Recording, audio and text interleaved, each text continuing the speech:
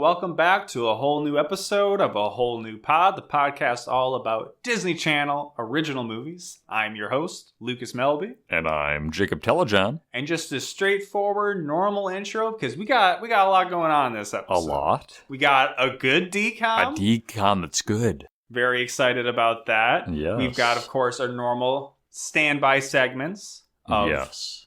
Never forget. What is it? Never remember. Never remember. And we also have a mysterious box sitting with us in the room. Can I describe it? What's in the box? What's in the box? So we're gonna leave that as a teaser. Oh. Make sure you listen beyond our in-depth. I don't even know what's in the box. And Lucas maybe doesn't know exactly what's I haven't looked in the box. I've only prepared the box so that I can hopefully somewhat easily open it during the recording. But I'm excited. Exciting times here my goodness. The Whole New Pod studio. True. And it was an exciting day because we got a good Disney Channel original movie. Yeah. Who can even say the last time it happened? Because when you record every 2 weeks, even an episode that wasn't that long ago in our release is a very long time ago. Like we watched Sharpay over a month ago. Yeah. That was not the last good movie we watched. We're getting towards the end of 2011. This is the second to last movie we had. And it is Geek Charming. Geek Charming, a movie I've never heard of. Had no idea it existed. And it's a word perfectly designed for me to not want Jacob to ever say it, probably, with his supreme enunciation. Geek Charming. Geek Charming. And it's a movie that I think probably has a recognizable face for a lot of people. I've never watched Modern Family. I have. I mean, I've seen the episode here and there. It was something I was always like, oh, I heard this was really good. But it was never easily available to watch. It wasn't streaming anywhere for a while. It was just always on TV. It got syndicated. But it was like, if you wanted to stream it, it was like they had the current season on Hulu, but none of the old episodes. And, I mean, sure, I'm not a Zoomer. I know how to torrent shows. I just don't want to go through that effort for Modern Family. And now it's like, oh, it ended, but it had 11 seasons. Well, that's too much. Yeah. I'm never going to watch this now. And I think I heard some people kind of turned on it, be like, this show's just about rich, unrelatable people having drama, and I don't really care about that. So that movie ran from 2009 to 2020? The show. Yes, correct. Yeah. For 11 seasons. This movie came out 2011. Second or third season time. Correct. Frame. So we're talking about Sarah Hyland, who plays the oldest daughter of the, I don't know, kind of main family. Haley Dunphy. Because there's really only one family with daughters, right? Well, the gay guys eventually get their adopted daughter. Have Lily, yes, their adopted daughter. But she's the oldest one. And in this movie, she plays Dylan. But it's a girl's name. Spelled D-Y-L-A-N. Yeah, still spelled like you'd think a guy would be. Yes. Not that there's really... No. I mean, I'm sure there's guys spelled D-I-L-L-O-N. I believe that there's a Nintendo game called Dylan's Rolling Western, where Dylan is spelled like that, but he is an armadillo cowboy, so it's a little different. Nice. But this movie, maybe unsurprisingly, with how it plays out, I liked it a lot. But it's a movie that we haven't really gotten very much of, despite Disney Channel being focused on the teen demographic and, as it goes along, more teen girls. We haven't really gotten too much kind of high school drama, dramedy, comedy kind of thing. And this movie is very much cut from the cloth of a Mean Girls, a Clueless. Very much so. Got a lot of She's All That in there. Maybe a little He's All That came out afterwards, and I've heard is quite bad, which is hard to be worse than She's All That, but, you know, that's Netflix movies for you. I don't know why that popped in my head. I think there is a character or something. I don't know. Tall Girl. I need to watch Tall Girl. Yeah, I've heard of that one. I'm familiar with that. Wires crossed there. But this movie, I love. That's one of my favorite, and I think Jacob also shares. Like, Jacob likes John Hughes movies a lot. Yes. I'm kind of even a little more equal opportunity, where I just like high school set shows and movies, the drama, the coming of age style thing. Yeah. Not a huge fan of the most recent one of those, Do Revenge, which is also a movie on Netflix, like this movie, that it draws a lot from other movies. Yeah, there's a lot of references or homages in this movie to film. I mean, like a big part of the film, not a big part, but like a part of the film is a film film students or a film class or, their film club, whatever you want to call it. Let's stop talking around the movie and talk about the movie. Let's just get into it. Yeah. And we haven't done this for a while. Where to begin? But at the beginning.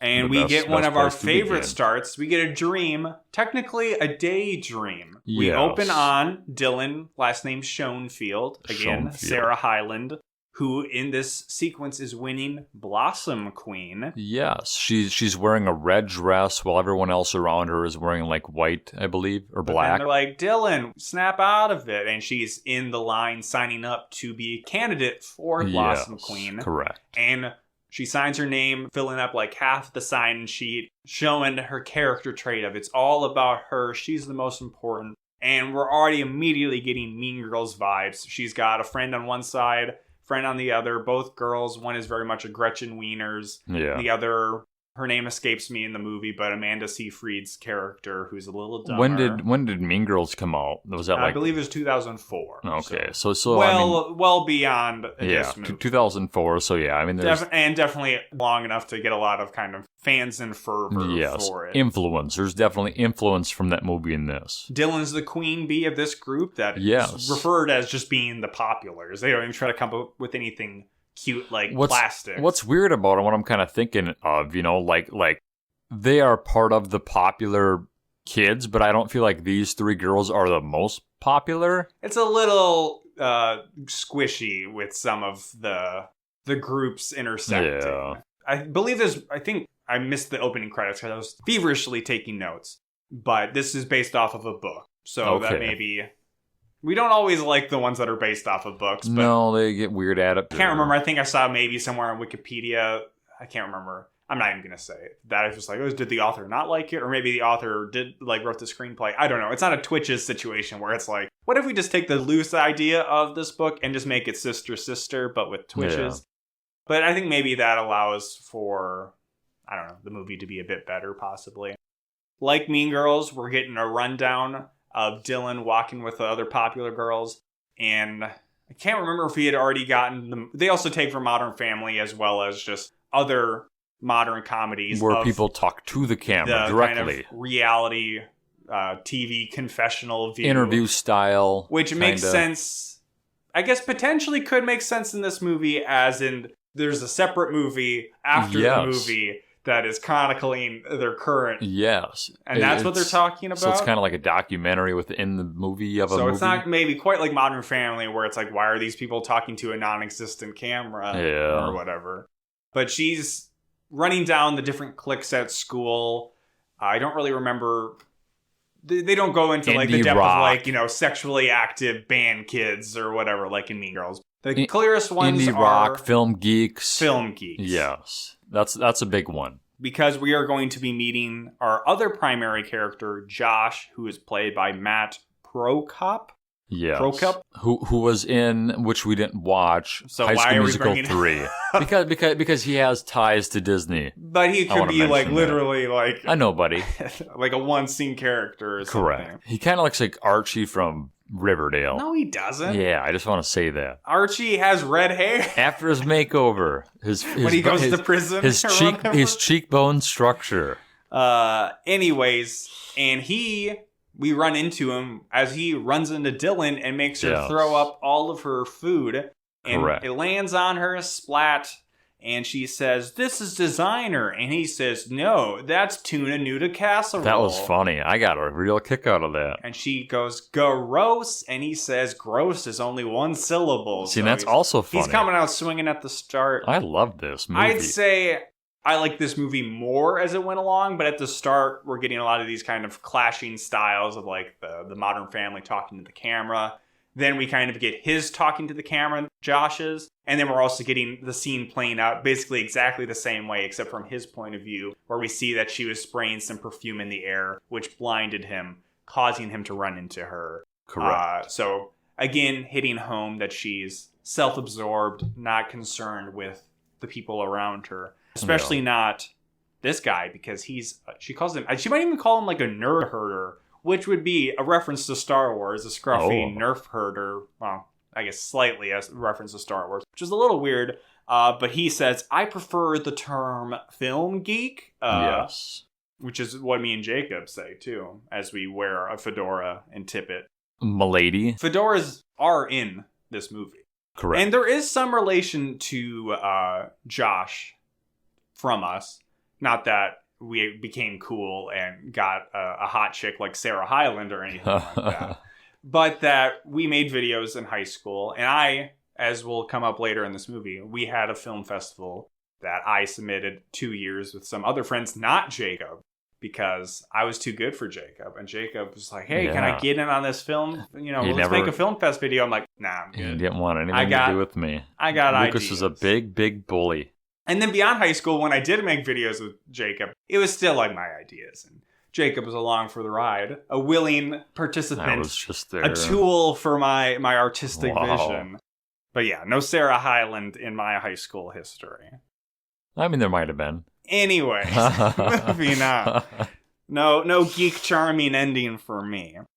You can already, if you're me, and if you are me, if you're like you are me, Lucas, and you've seen a lot of these movies, you're even beyond like we plug in the DCOM tropes, we're plugging in these coming of age movie tropes. So we're getting the she's all that combination of popular kid and geek kid. Yeah. How are they going to become intertwined? Well, we already know that Dylan's primary motivation is to become Blossom Queen. Josh's primary motivation is he wants to get to Hollywood Film Camp. Yes. How do you get to Hollywood Film Camp? You have to win the I think it's called the Fest. Puget Sound Film Fest, as he checks in with film teacher Mr. F or Mr. Farley, who, for whatever reason, I'm never good with accents, but he sounds a lot like Groundskeeper Willie, so I'm pretty sure he's Scottish. Yeah. It's an accent that definitely caught us off guard. It was kind of weird. He is inexplicably Scottish, and then he has a also bunch of film plays stuff. Ping pong by himself. But he records himself playing. Maybe. He has a camera set up. Lots of quirks to him. Yeah. Some other people that have lots of quirks are Josh's friends who are part of the high school's film society. They're in the movie a bit, but we don't really get to know them. They're in a decent amount. I didn't take notes about everything they do. They're sometimes funny, sometimes very groan-worthy. One's a ginger, one wears scarves, and the girl also is... fedoras. Fedoras And scarves. And there's a girl that's a part of it that who really is likes... extremely horny for Josh. It's and it doesn't really go anywhere because there's too many other girls horny for Josh as the movie That is goes true. on. It's also true. But we can tell that they're film geeks because they're talking about, I think specifically Humphrey Bogart movies. They're saying, no, Casablanca is his best movie. No, African Queen is. Yeah. I haven't seen either of those movies. So who's the real film geek? Me, because I've watched over 80 Disney Channel original movies. One of them, the ginger kid, is an inventor. Also doesn't come up. Yeah, he was doing something about like creating a chess thing. A chess robot that was exploding on him. I'm like, there's a lot going on. He was making like D&D references. It's like, pick a lane with your film or your nerdy guy. Is he a film geek or is he some of these other geeks? And they mostly stick with the film aspect. Yes. Going back to the teacher, Mr. Farley, he rejects, because I guess the school can only have one submission for this film festival. Yeah, which is very odd because the teacher runs the film festival. Yeah, well, and I thought it was just like so it's not a school film festival. But it's held at their school. Correct. It's like a town or a city festival. And his original pitch was going to be talking about the different robots in movies. He's like, some are smart and others are like futuristic and go beep boop boop. And I'm like, is that futuristic that they don't talk in actual language? I thought he could have been real film geek and pull out like 2001 and talk about HAL, but he didn't. No. And the teacher says... There are a lot of references, and we won't mention them all, but they reference like the Mummy in this movie. They reference... Oh, I missed the Mummy one. Flight of the Navigators we get later on. Yeah. Also, we'll talk about Metropolis. Yeah, there's like 4, 5, 6 movies they kind of talk about. But Mr. F says, that's a shitty idea. Pick a human subject. And he's like, a human subject. The opposite of a robot.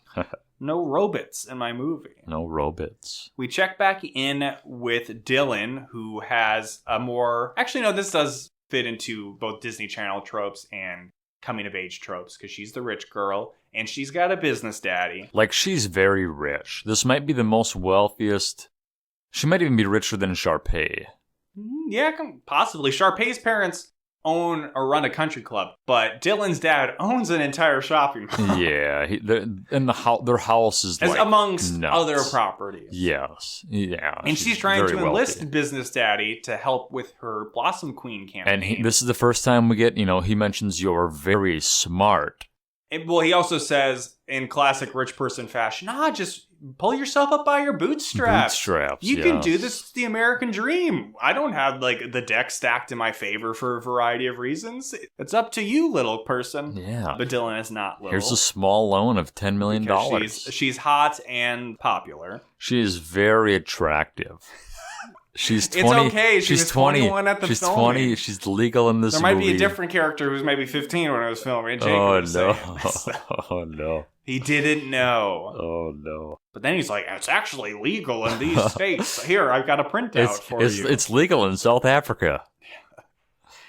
They're at the mall where also Josh works for 2 scenes. He works at T-Mobile. He works at Kino Cellular, which I don't know. Kino has kind of become a film term in certain circles of being I think it's Russian for artsy or something. Okay. I don't imagine that was a reference to make it called Kino Cell, but it might be. I don't know. Dylan, there's a bee, but they don't even try to put a fake bee on there. You just hear really big buzzing noises, and she just is constantly screaming, "Oh no, a bee, a bee!" It's very loud. Very loud. And she trips and loses her purse into the giant fountain. Yeah. Which very much looks like the fountain scene in Mean Girls, which is one of my least favorite scenes in that movie, actually. She's screaming for help. Somebody come save my purse. And it was kind of surprising that Josh does come to the rescue. Well, we see a cutaway of him talking again to the camera, and he's because he needs a subject for his documentary still. And he says, well, Dylan is a human or is a person, sort of, and then he runs down there because he's trying to leverage him. He's putting the pieces together in his head. Yes, he's take the leverage of saving the purse to convince her to help. I think I missed that. To help out. So we also get this in a dramatic fashion because we get William Tell's overture playing for this, the song that's dun dun dun dun dun dun dun, and it's quite an extended sequence as he's taking the shoes off, going into the fountain. For whatever reason, making it seem like if they're shooting water up, that he can't just walk over it. So he's trying to get to the purse and it's drifting away. Yeah, he could have walked around on the outs. Well, yeah, the purse is drifting further and further into the fountain. When she first drops it, she could have literally bent over and picked it up. She didn't. She was just screaming. And then, he could have walked around. And we still are seeing him walking back to the girls. He's not wet yet. And then the fountain starts shooting off like crazy. But he's looking kind of cool walking back. And all the 3 girls, because Dylan's with their 2 friends, they're all like, oh. Yeah. But then he trips and they're like, lame. Yeah. It's is that really that much different? So she gets her purse back. But it's soaking wet. He had taken his shoes off. He sets the purse down on the ledge, and she pushes his shoes into the water and then takes her purse and they run away. Well, he first asks her to be in his movie. Well, and Dylan's, we get her cutaway because she's saying, well, this works for me because I want to be Blossom Queen. This will be a movie about how awesome I am. So Dylan wants to do a subject on being what it means to be popular in high school and what really goes into that. Or Josh, why couldn't they just have her have a girl's name? And then Dylan wants to do it to, she wanted her dad to help with her marketing. This is basically her own marketing campaign. What's the nickname they have for her later on? Dill. They call her Dill. I don't think I've ever heard that. They multiple times. She has a nice car that says Should we call her Dill? On the... I might call her I'm not Dill. calling her Dill. Dill. Yeah. I will edit every time you say Dill to become Dylan. Dill. So then we the plot is set in motion. Yeah. You can kind of see where it's going. I already talked the she's all that thing, but you can guess they're going to be working on this movie. Yeah. They're maybe going to start thinking, oh, maybe she's not so bad and stuck up. Oh, maybe he's not such a film geek. And that all plays out. But there's some unique wrinkles here and there. Such as that she has a dead mom. Yeah, her mom Is this which is a DCOM trope. And this was interesting because we get it fairly early on, so that she continues to kind of be stuck up and obnoxious. But it's like, oh, we know she's sad, has a sad story about her mom dying. Is this when we see her in the closet looking through the... Oh, yeah. Yeah, like she's looking through her mom's dress because her mom won the Blossom Queen back in 1985. Well, no, that hasn't come up yet. That's the context of the dress she's looking at. Oh, yeah, I guess I missed that. Because she later will wear that dress. So she's got a sad home life because her mom's dead, her dad's gone, rich with her always housekeeper gone. is at the dentist. Yeah, we hear the housekeeper mentioned multiple times. We never see her. The dad is always with his girlfriend, but her dad is not like a bad business daddy. He's a good guy. He's cool. He's just busy. Yeah, he's making them bills or making those dollars so she can spend all the money on purses and shoes. And on Josh's side, he's got a junky car. Yes. And he does not have a dad that lives with him. Yeah.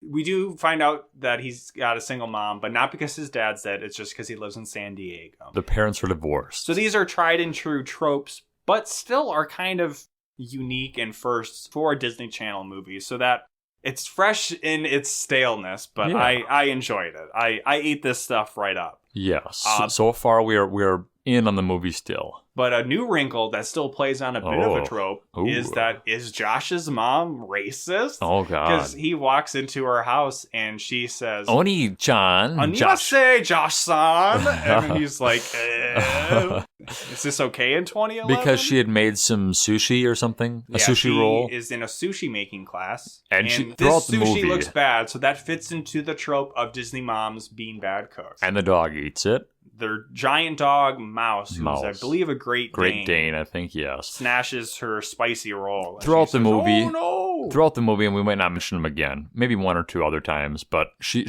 constantly... I can tell you now, or are you talking about the dog or their mom? The mom making food. Yes. No, she later is taking a Thai cooking class, and finally an Indian cooking class. Yes, she's always making different foods. Which I thought was a fun bit. We only see the dog one other time that I remember. Yeah, I thought you were going to say, I'll tell you now about the dog. I'm like, well, that's fair, because I do not talk about the dog later on. We see the dog another time, which is kind of a cute moment, but whatever. This dog is not cute. No, a cute moment. When it's licking her face. Sure, Jacob. Yeah. If you want to just... The dog you've already cam. revealed enough about yourself. The dog cam. Dylan sets some fairly stuck-up, obnoxious ground rules. Be like, you have to film this side of my face. Yeah. I get $50 a week for my beauty budget. Like, the aspects of Sharpay's Fabulous Adventure that I didn't like, just like her character, like her stuck-upness and, that kind of, that I was kind of complaining about then. We're getting that here. She's like Sharpay, except Sharpay is a little too over-the-top, unrealistic in a way, where this feels, I don't know, a little more grounded maybe, or just more like Mean Girls or something. That's why I like it more than Sharpay. Yes. Or at least Sharpay is fine, just not in Sharpay's Big Fat Greek Adventure. Maybe we just, like the actress more. I do like Sarah Hyland more than Ashley Tisdale. Yes. Sorry. Josh is allowed onto the ramp, which is the part of the lunchroom where all of the cool kids are at. He's held up briefly by two guards. Two twins in polo shirts, but he gets waved through by Dylan. Which this is interesting because I think we've talked about in the way past where in high school Jacob did not sit at my lunch table. He would often sit right at next. the adjacent lunch table with Dustin actually. But we sometimes let Dustin sit at our table. It was more actually we wanted Dustin to sit at our table, but Dustin's like, no, I gotta sit with these freaks.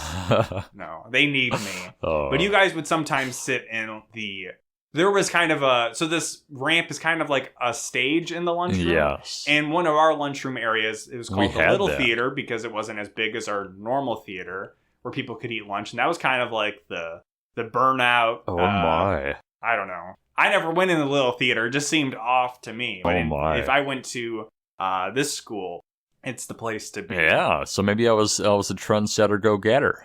We also meet her boyfriend, Dylan's boyfriend, that is Asher, which if you couldn't tell from his name, is a total asshole. I don't like him. She's given some comments about what it means to be popular, and she gives back by helping charity cases, meaning people who have horrible fashion sense, like her friends. And so we're seeing, like, I don't know, Dylan, you still seem kind of obnoxious. She also says that she wants to be Blossom Queen because it's the clearest way for her to maintain her popularity. She has to be popular to become Blossom Queen, but when she's Blossom Queen, she kind of will be popular forever. She'll be cemented in time. Iconic, like her mother. Iconic. Which we don't know that about her mother yet. No.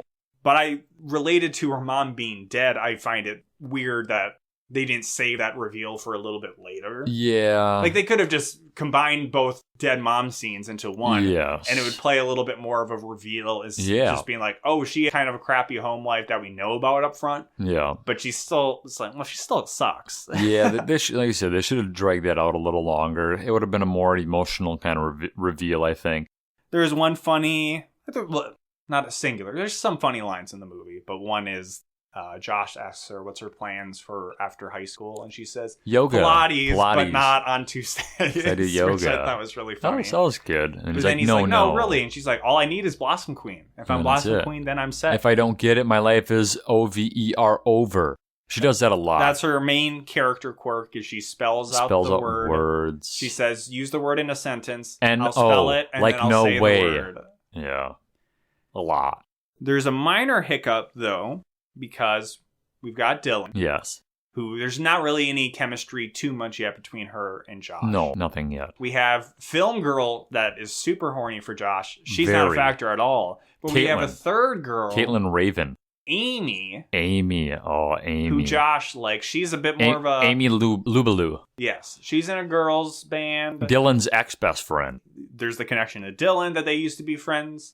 And she's also kind of like she seems more of like a hippie, free-going girl compared to Dylan. This is the girl that Josh likes. Josh likes her, that Caitlin Raven, the film student, likes him, and Sarah or Dylan and Josh, they don't have a connection yet. So if this movie wasn't an hour and 40 minutes, I'm convinced Amy wouldn't exist as a character. This is only a longer DCOM that we can balance this many girls. I don't know. No, I think or at least it wouldn't Amy. Be as done as well as keep Amy, but get rid of the love interest from his film friend. Well, she's not a factor even in this. That's more of just, I don't even really know what they're going for. Yeah.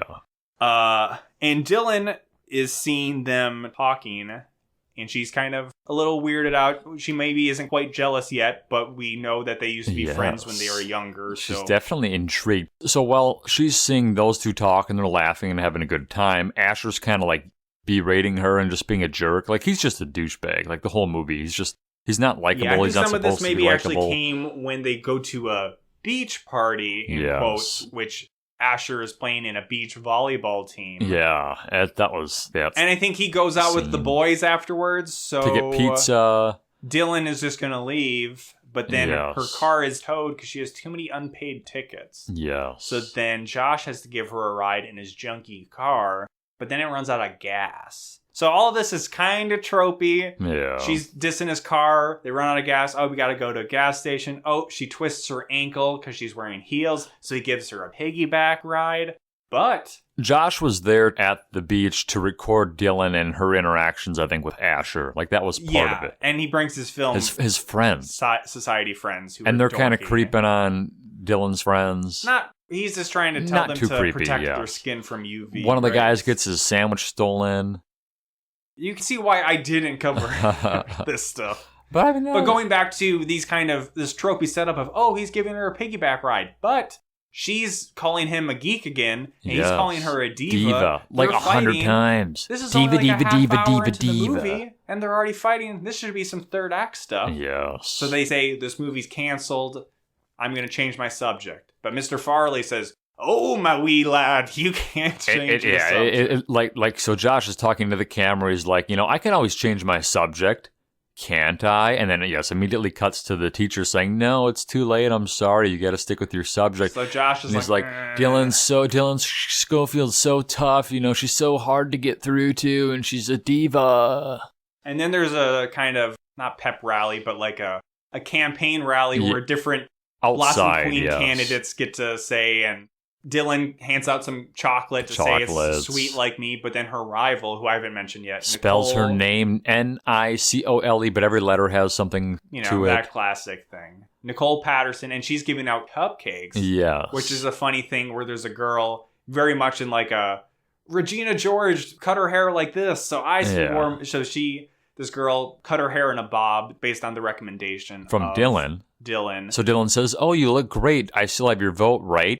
And she basically is just like, "Oh, this cupcake's really good, though." That was pretty funny. So Dylan is feeling threatened. So she's losing all of her votes, yeah. And they kind of come to a mutual agreement to get the movie back together, partially spurred on by her getting some intel by stealing a pamphlet from horny film girl that they're going to see Flight of the Navigator. Josh still needs his subject, and she still needs the publicity because she thinks it'll skyrocket her into the eyes of the students. So she goes to a film society showing of Flight of the Navigator. A 1980-something film. Joins the film society and gives a really big lowdown on the plot of the movie. She looks good, too. She's got a new outfit. She's redone everything. Explaining time travel, and they're like, wow, she's smart. So this is like the second or third time in the movie that we see that she is actually very smart.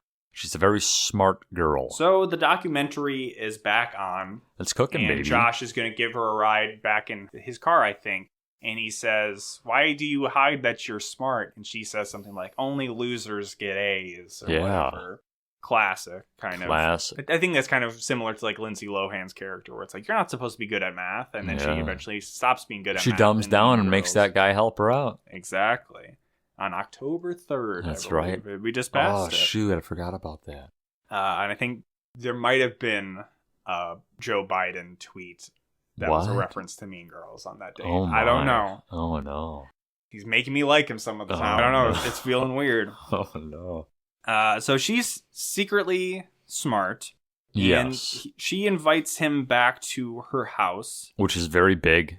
And we find out here that her mom was dead. Yeah. And that she is seemingly primarily motivated to become Blossom Queen because it allows her to have a connection to her mom who won when she was in high school. He sets up a camera on this photo of her mother. And she does not know that it's filming, I don't believe. But he just kind of stands there. It's not like a secret cam.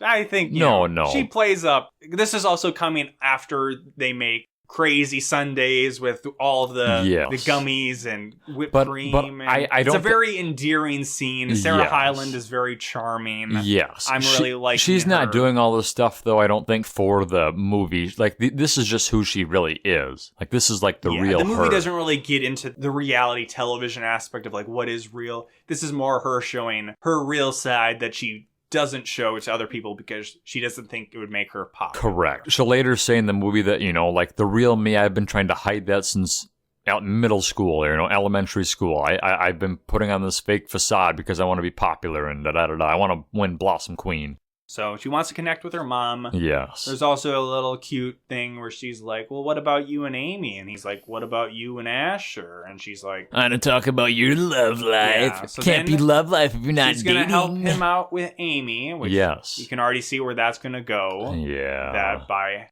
helping him become more attractive to his crush, it might make her like him a little more. Yeah. So that equates to give Josh a makeover.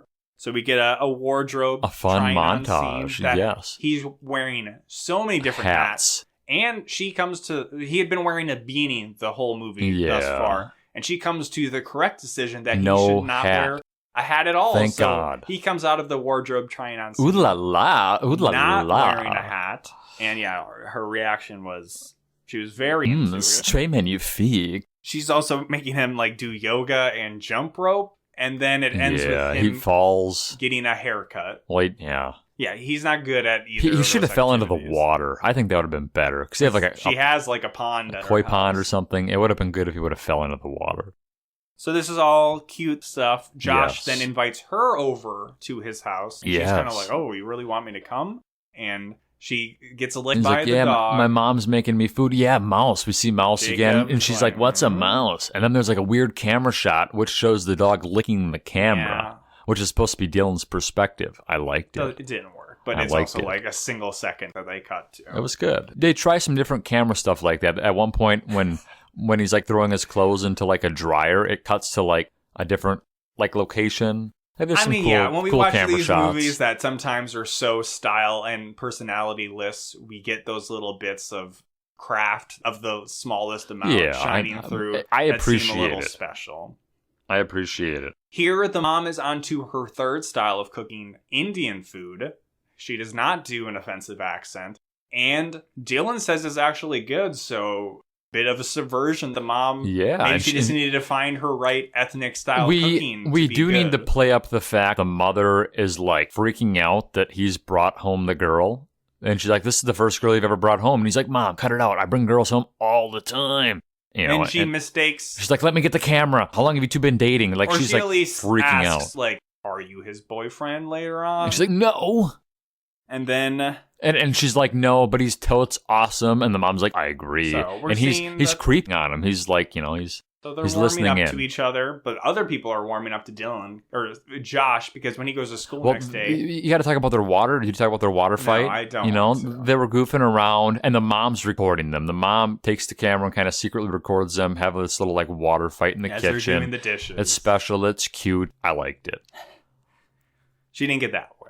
Anyways, people did get wet at school the next day as they saw Josh. She got and wet. All of the girls are horny for him. Everyone. They're like, ooh, Josh, right? Oh, hey, Josh. Film girl's even more hornier. She's like, Josh, you look so different. She's like, I did my laundry. And she's like, do your laundry more often. There's girls in the hall maybe talking to their actual their boyfriends. And they turn and walk towards Josh. Yes. Oh, Josh. And he kind of just looks like, I don't know, Justin Bieber-ish. As far as he's got cool shoes, cool outfit. And then he starts walking with confidence, too. Got a swag. At this point, there's a lot going on. Josh is kind of, there's a rift going on with his film friends because he seems to be cool. He's not relating to them as much, which feels very much like Mean Girls, where Lindsay Lohan isn't so much with her friends who don't like the plastics. Yes. Josh is supposed to do something with the film kids on Saturday, but then he immediately forgets about that because he asks Amy out on a date. Correct. So he's going on a date with Amy on Saturday.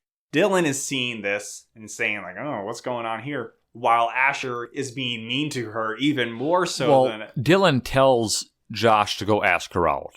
Okay. Dylan, they're at the lunch table. This is where Dylan makes the other girl hold his food. And then Amy's, Dylan's like, yeah, go ask her. This is your one shot. She's like, oh, I'm only free on Saturday because she works too at the mall. So that's all getting mixed up. And then he gets to the topper where Josh is working at the mall. Yes. And then Business Daddy comes up and says, oh, you're Josh. You're the guy who's spending all this time with my daughter. I fucking hate that Asher kid anyways. Yeah, he says Asher sucks. So I was like, oh, did Asher break up with her yet? No. But he's like, we're just friends. Beyond owning the mall, he also handles the day-to-day operations of every single store. So he basically says, hey, Josh, you get off now. Let's go to my house and watch Fritz Lang's Metropolis. Oh, pretty cool. Which they do. Dylan comes in from shopping with her friends and is like, the fuck is this? Sees his car because his car is parked outside. And she's like, what's going on? He comes in, he's like, yeah, I just wanted to meet your boyfriend. And then she spits up again, like, but we're just friends. So it plays off, what the mother assumed that they were dating as well. They do this thing and that then the there's parents... a scene that's parents are so silly, aren't they? Seem normal, but it's a little, I don't know, almost like... fetishy, Dan Schneider, Nickelodeon, being like, who wrote this? But the dad burps, and she's like, Dad, you're so gross. Fucking weak. And Josh is like, that wasn't really a burp. He does another weak one. This is a burp. And then she's like, why are you so gross? And the dad's like, I hear you burp all the time. Yeah. So then she's like, okay. And I'm like, it made me feel like Dumb and Dumber where they're like farting in the hot tub. And Josh is recording her burping. I was going to say farting. She notices this because she says, you're going to delete that later. He's like, no, it just makes you seem normal. It's like good. Yeah, the burp scene is over. Yeah, burps are out. Another movie reference is Josh gone. says that Dylan should be herself more often, meaning that she should, I guess, burp more often. Fart, whatever. My oldest brother, when he was younger, had, I guess, a lot of dramatic gastrointestinal issues. Oh, my. Where it ultimately didn't seem like they ever really figured out what was going on. But like, not purposeful? He wasn't just doing it just to be goofy? So he, for the longest time, said he wasn't able to burp, which then would lead to, like, his stomach hurting or whatever. Yes. But then something changed in college when I guess he started drinking alcohol, where now it's released where he can burp. so that he feels entitled to make up for lost burping time. So he just burps openly. Oh, weird. His wife doesn't like it. Oh, no. We don't like it. My parents don't like it either, so it's just... It's all fun, I'll man. allow Sarah Hyland to burp in my presence, not my brother Caleb. Ooh. Sorry, Caleb. He's not listening anymore. He used to listen. Sad. One of the few reviews we've got on iTunes was written by him. Wow. And I almost didn't realize it was him. I'm like, wow, we have a real fan. I'm like, no, it's just my brother. Good joke. So Josh has this date with Amy, and they quickly find out, or at least Josh seems to be quickly finding out, they are not compatible. He finds out she's a vegetarian. Yeah, so like it's really weird because, yes, he goes to her house, he immediately opens the door, and she's shoving earbuds in his head, in his ears, and he doesn't like the music. And it's just like a rock song, but she's like, it's not for everybody. I'm like, this isn't some avant-garde shit. It just sounds like Nickelback. He falls down the steps, and then they're trying to make conversation to the car. And he's like, this is maybe too soon, but you want to come meet my mom? She's making food. And she's like, I'm a vegetarian. Then he's like, do you want to go see a movie? And she's like, to sit in the dark for 2 hours with this gorgeous weather? No, thank you. Then she's like, I hate burping. And then he asks her, would you like to go to a party? And she's like, I didn't know you were friends with those people. And he's like, I'm not. And she's like, okay. So let's go to the party, even though I don't like anybody. So it was like 4 strikeouts in a row. And this is the craziest party we've seen since the poof point. Is it crazier than Smart House? Yeah. This house, it's Asher's house. It's insane. It's bigger than Dylan's. And there's like a balcony that looks down into a swimming pool. There's a DJ spinning records. The pool is in the house. Yes. There is a dance floor lighting up in the house. There's a guy jumping into the pool to go scuba diving. It is nuts. See, I think you're convincing yourself that this party's crazier than Smart House. Yes, which is why I mentioned Smart House. The Smart House party is a great good. Party scene. Yes, it is great. We don't have too many actually great DCOM party scenes. The poof point, of course, has the white kid with dreadlocks or cornrows. That is good too. That is very good. It's not. No, I mean, we like that kid. He's the freaking picture on the episode, I think. So there's some drama going on with Dylan. Asher's saying like, just being a douchebag. Yeah, he's got his headphones on, pretending to listen to music. It's very odd. He seems to be plugged into the DJs. But the music is so loud. But it's anyways playing out, and also the DJ has his own headphones that he's listening to on. It's odd. It's weird. She sees her friends are there. Josh with Amy, and Amy's like, "Oh, hi, Dylan."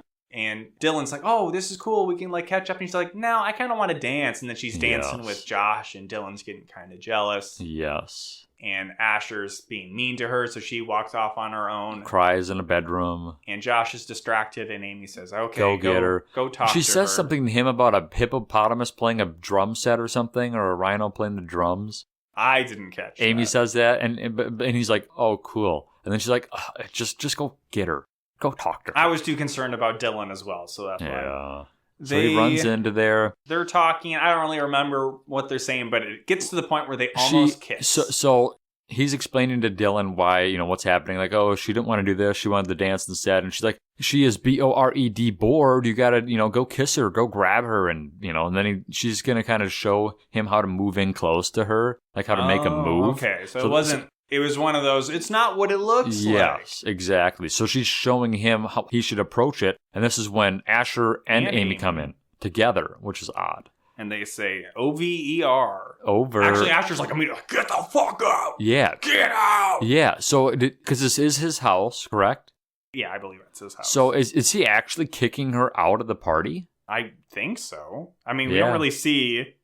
because she does leave, and then she talks to her friends like, I gotta leave. She's like, you normally don't leave the party early, and she's like, we even brought our 2 twins. Look at our 2 twins; they're so cute. Thank you, Jake. I'm just trying to. You got it all covered. I know. I like to. There's something about Josh says, I know. I was just looking at something. She got something in her contact. So there's a reference. And Asher's like, she doesn't wear contacts, and she's like, of course not. I have 20/20 vision. Immediately, why is that a big deal? Next scene, she wakes up late. Blind. Even though the clock, I thought, said 3:40. I thought it was like 8:15. Well, I'm a millennial. I'm almost a zoomer. I can't read analog clocks. I need the digital readout. So she's blind she can't either because she puts on her glasses and then says, she can see shit. And we'd actually seen her wear glasses in a scene earlier. Correct. But she's in such a rush because she's late. Goes to the bathroom. She drops her contacts down the sink. Or at least one of them. So then she's like, shit, now I got to go to school. She has to wear the glasses. And now she's all sneaking around the school because nobody's knows she wears them. Glasses. But she does look pretty good. Yeah, I'm into it. But she takes them off and is the blindest person that's ever existed. Yeah, so she's not bumping into people, but she can't.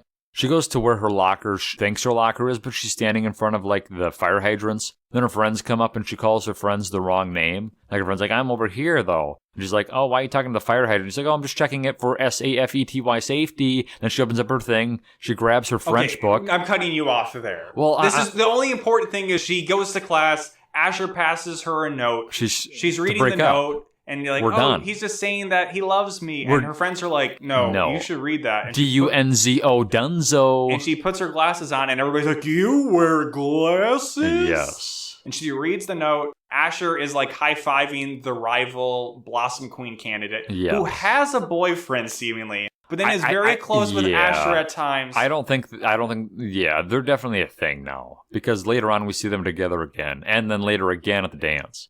So this immediately equates to drama because if she's not with Asher, she's not as cool. She's not popular. She also has glasses. So she's out with Asher. She's out with her friends. Her friends dump her, yeah. She's kind of out with the whole school.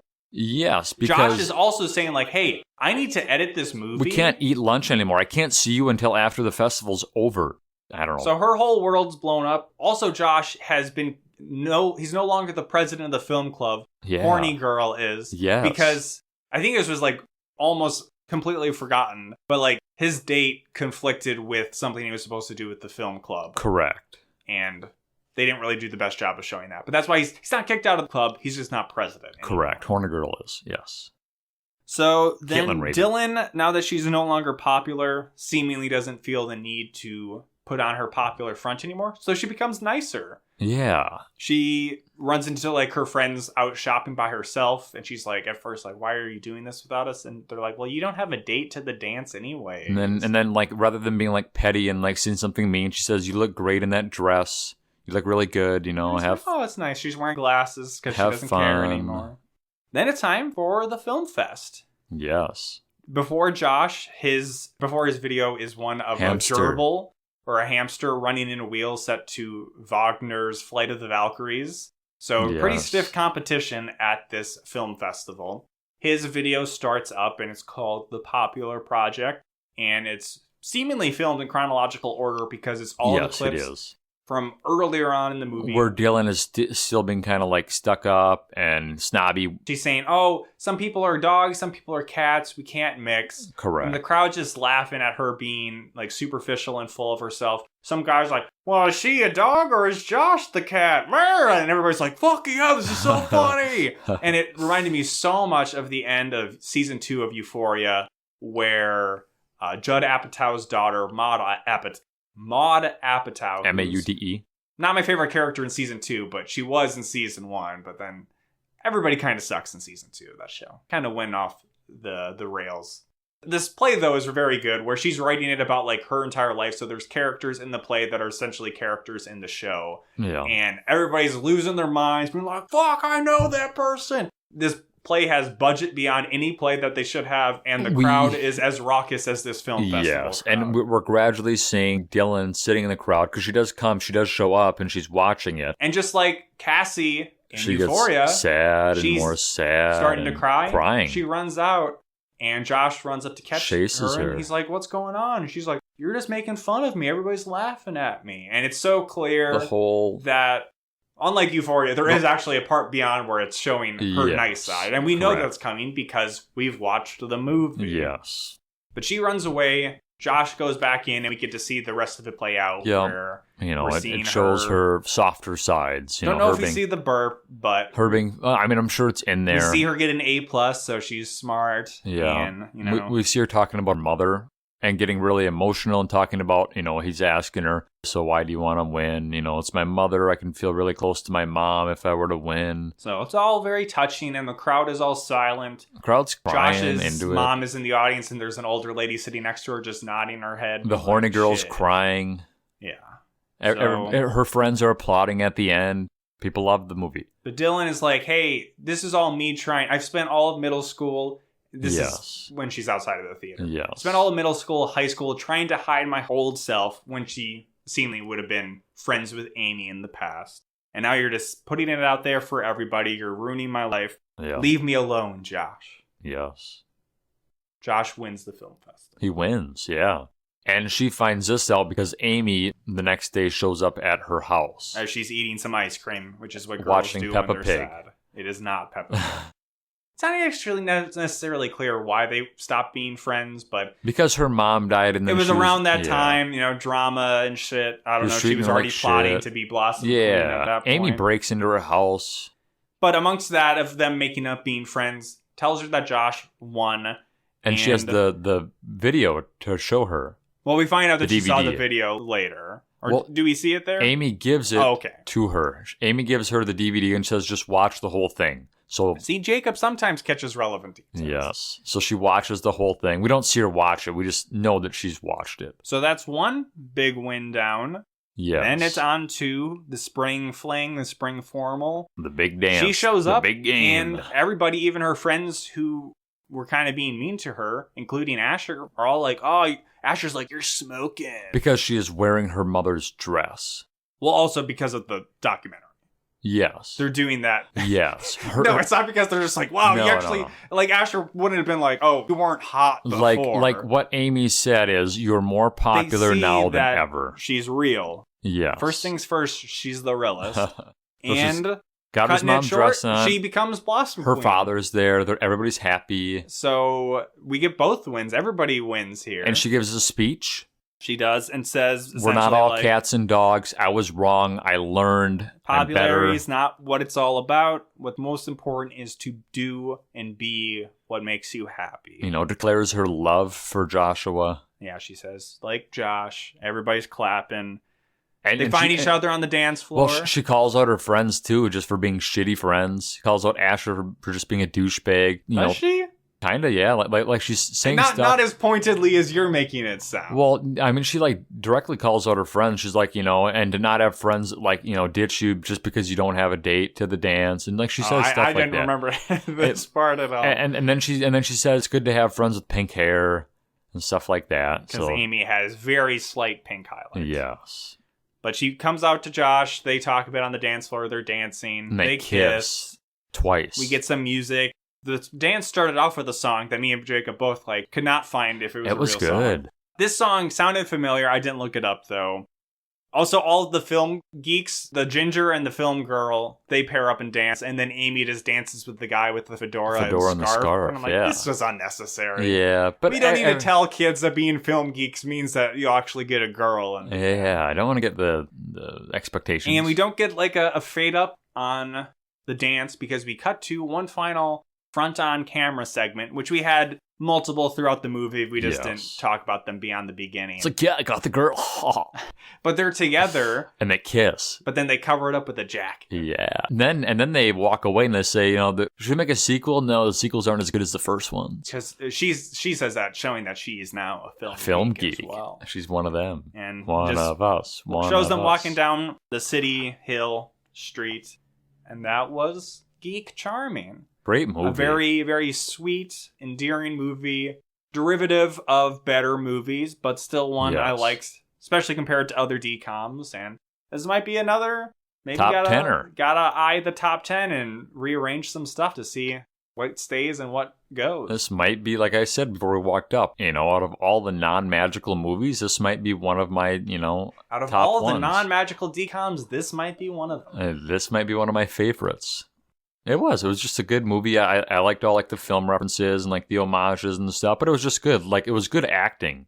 Both of the Sarah Hyland was very good, especially this really final speech. She was tearing up, and she believably tears up, and it doesn't feel as melodramatic as some other DCOMs. Josh was good to a lesser extent, but still pretty good. Some of his friends were kind of goofy in their acting.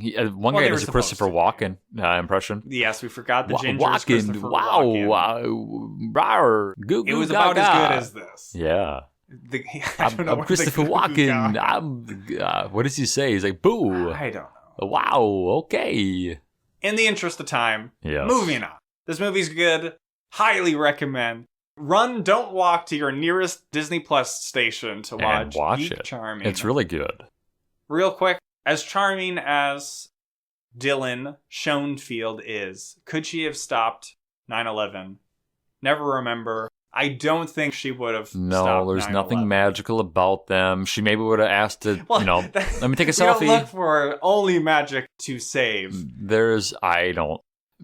Definitely not her old self. Her new self, I don't know. I think if they made a sequel, maybe. Oh, there's a sequel of them stopping 9/11? She explained time travel earlier on. She is very smart. Maybe they time travel back. Oh, my. But it just ends with her being on one of the planes. Dying. And it's very sad, and she pulls off, my God. the and she cries. Yeah. Emotional heartstrings. Oh, my God. Have you ever... I can't remember the name of it, but there's some Robert Pattinson romance movie that is kind of just Twilight. Like boilerplate Batman. Normal, but it ends with Robert Pattinson's character being in one of the Twin Towers. Oh, my God. On 9/11. And it just comes out of like nowhere. Oh, my. Which is an amazing... I wish more movies did crazy stuff 9/11 like stuff. Yes, do more 9/11 in movies. Come on, Disney Channel. Yeah, but no, I don't think she could have an emotional final moment and Flight 11. Or Josh whatever. couldn't have saved it either. No, Josh as a main character, we got to say he couldn't have either. He may have filmed it. He might have been on. He made a documentary being like, it's an inside job. Oh, the metal man, it burns at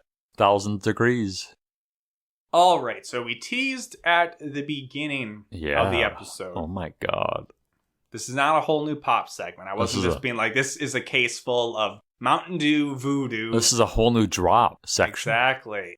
So a few weeks ago, or maybe like a month ago, I got an email from Disney being like, claim your Disney drop. And I'm like, what the fuck is this? Thinking it was some bullshit. But I opened the email. They're like, you qualify for a drop and it'll be like $150 of merchandise. Wow. And I'm like, is this one of those fake emails? Oh my God. That's telling me I need to fill out my card's been taken off my Amazon account and it's from like Amazon.com or whatever.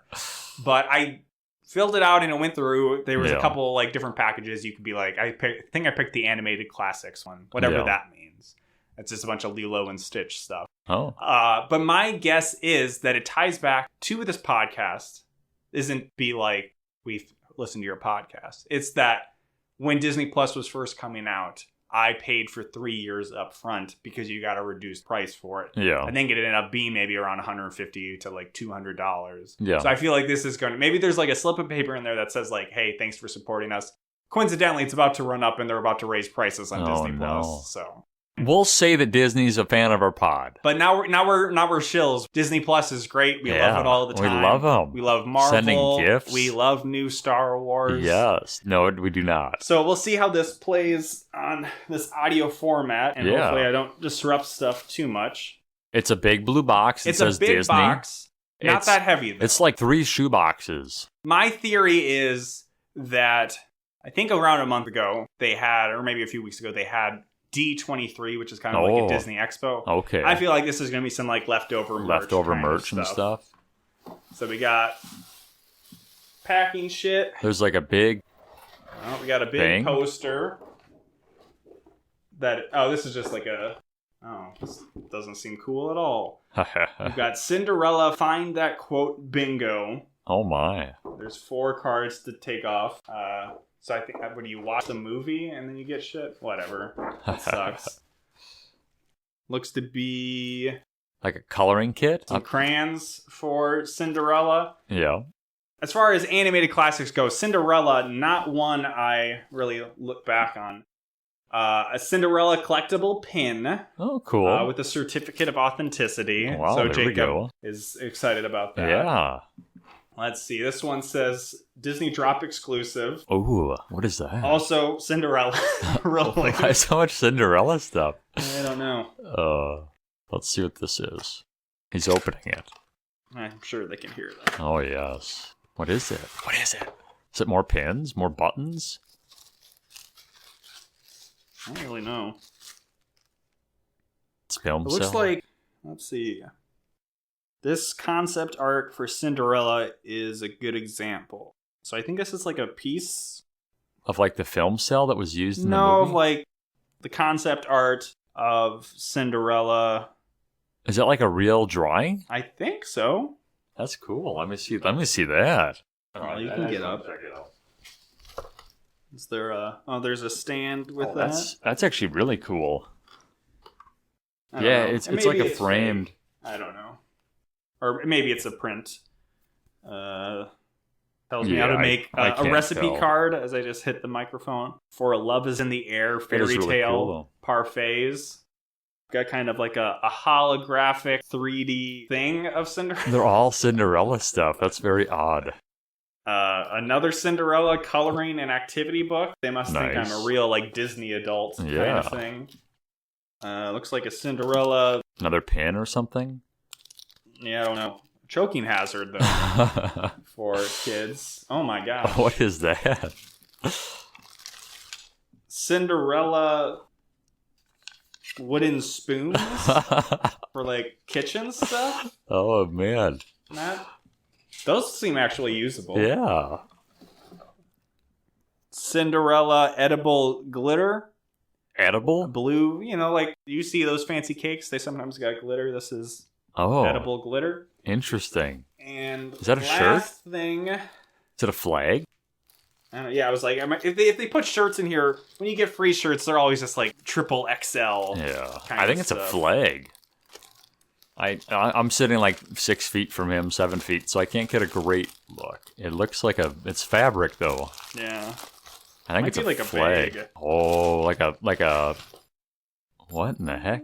Is it a flag that goes outside?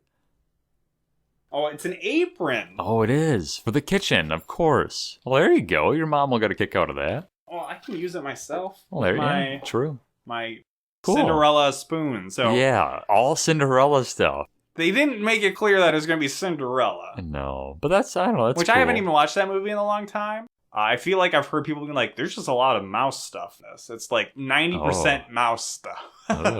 As they're dealing with like Lucifer the cat or whatever.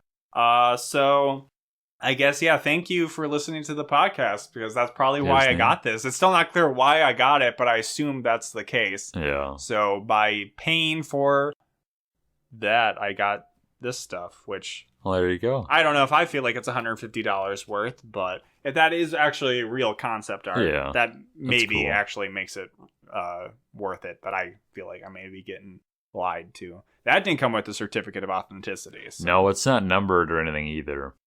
Whatever the case is, before we sign out, quick rundown. If we were actually good at this, this hobby, we'd be like, we'll take pictures of all this bullshit. None of it's really worth taking pictures of. We could give it to Dustin, like post on the Twitter account or something. But that Twitter account is AWNPod on Twitter. Find us on Apple Podcasts, Google, Spotify. Rate, review us, and subscribe to us on those platforms. Like, comment, and subscribe to our videos on YouTube at youtube.com/awholenewpod.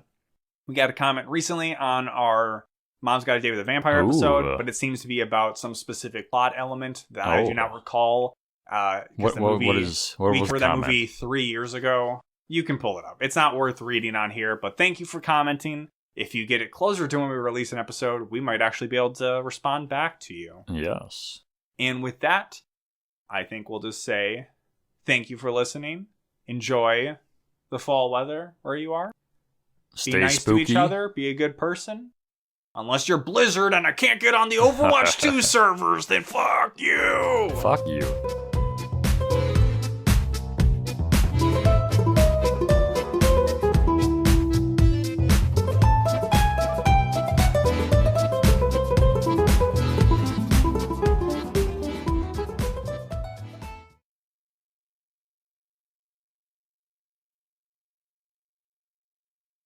So that was the video. If you liked it, you can like and subscribe. Anyways, bye. Hit like and subscribe for a cookie. Like and subscribe or I will murder your family. No, I'm just kidding. You know I love you guys. Don't forget to smash that like button. Only a small percent of my viewers are actually subscribed to my channel, so I'd appreciate it if you subscribed. Also, it's free. You can change your mind anytime you want. Hey guys, I don't usually do this, even though I say this every video, but if you could like or subscribe to my channel, I'd really appreciate it. I would never mention likes and subscribers except in a mocking way. You know, like, hit like and subscribe. This makes you think I'm not like other YouTubers, even though this attempted subversion is really just another ploy to get you to like and subscribe. This message is being transmitted through brainwaves, forcing you to like and subscribe against your will. Anyways, I spent 100 days in Minecraft, and shit got crazy.